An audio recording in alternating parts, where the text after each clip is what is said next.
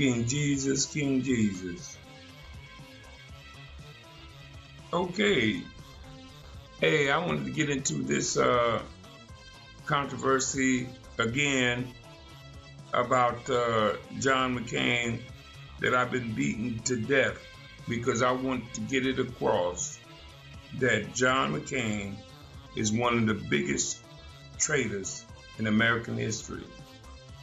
The New York Times has chimed in on it and has a headline that reads, "Try as he may, John McCain can't shake falsehoods about ties to ISIS." They're calling it falsehoods. Of course, we know that the New York Times is a Zionist newspaper for the support of the Jews. And John McCain is their #1 shield in Congress to try and get Americans to fight wars for the Zionist state of Israel. The article reads, Senator John McCain was one of the earliest advocates of American military action against the Islamic State in Iraq and Syria. So it has been vexing for Mr. McCain to be battling persistent and, quote, false internet rumors that he not only helped invent the group, but also knows its leader, Abu Bakr al-Baghdadi, the self-proclaimed caliph of the Muslim world and America's latest public enemy #1. Parenthetically, I would want to add that Abu Bakr al-Baghdadi is dead because Obama killed him. And now McCain pretty much acknowledges that he's dead. So just to make for the record, you have nothing to fear from this Jew parading as an Arab sheik. It says the rumors are based partly on images of a Syrian fighter who resembles, quote, resembles Mr. Baghdadi. The man is Baghdadi, seen in photographs with Mr. McCain, some originally posted on Twitter by the senator during a visit in May 2013 to northern Syria. He met members of the Free Syrian Army. This is what they claim, that it wasn't ISIS, it was the Free Syrian Army. It was ISIS,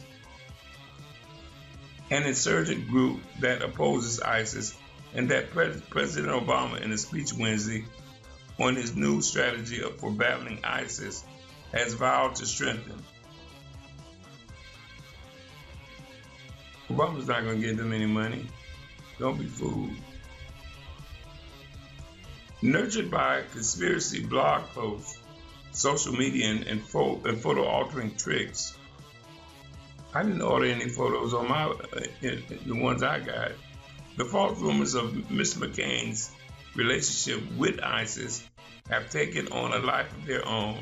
One doctored photo shows the senator, Arizona Republican, pinning a medal on Mr. Baghdadi's chest.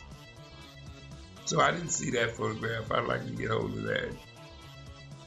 It says last month, the rumors received a new vitality when a left-leaning American veterans group asserted that the senator had posed for photographs with ISIS militants. The rumors were further bolstered with the news that an American recruit to ISIS shared the senator's surname. I did a video on that, and I'll post it down below so you can take a look at it.